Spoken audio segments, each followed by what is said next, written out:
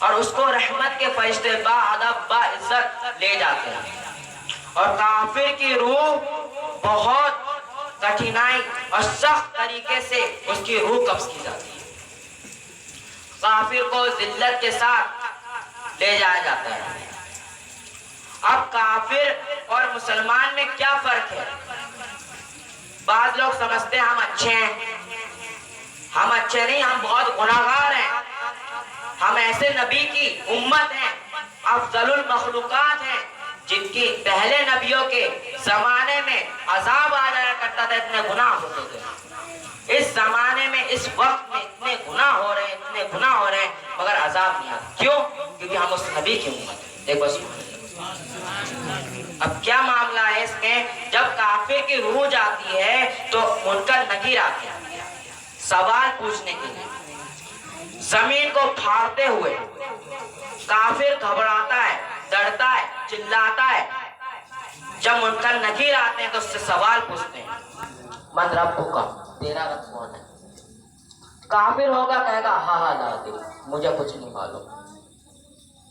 دوسرا سوال پوچھیں گے، دین، ما دینوں کا، تیرا دین کیا ہے؟ کہے گا ہاں ہاں لا ادری، مجھے نہیں معلوم۔ تیسرا سوال پوچھا جائے گا، ما کنتا تقول ھذا الرجل، تو اس آدمی کے بارے میں کیا کہتا ہے؟ تو کہے گا ہاں ہاں لا ادری، مجھے نہیں معلوم۔ ایک ندا آئے گی، یعنی اللہ تعالیٰ فرمائے گا یہ جھوٹا ہے، اس کے لیے جہنم کا کپڑا پہناؤ اور جہنم کا بچھونا بچھاؤ، اور اس کے لیے ایک دروازہ کھول دو، دروازہ کھول دو، اور اس کے ہمیشہ کے لیے 2 فرشتے مقرر کر دیے جائیں گے جو اس کو صبح شام ہتھوڑے مارا کریں گے۔ ایک ہتھوڑا اتنا بڑا ہوگا، اس کو لگتی اس کا بھیجا اتنا دور جا گرے گا، گھما نہیں کر سکتے۔ اب مسلمان کی روح جائے گی، مسلمان ڈرے گا نہیں، گھبرائے گا نہیں، اس کو سکون پہنچے گا۔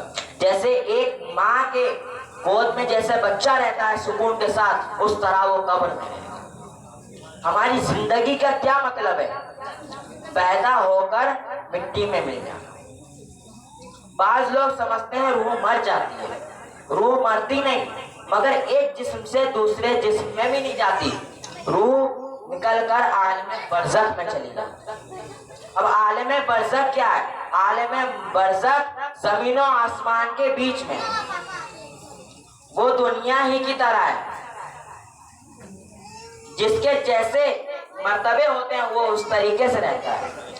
کسی کی روح عرش اعظم کے نیچے ہوتی ہے، کسی کی روح تیسرے آسمان کے نیچے ہوتی ہے، کسی کی روح چوتھے آسمان کے نیچے ہوتی ہے، کسی کی روح مرگھٹ میں رہتی ہے، کسی کی روح چاہے چاشت میں رہتی ہے۔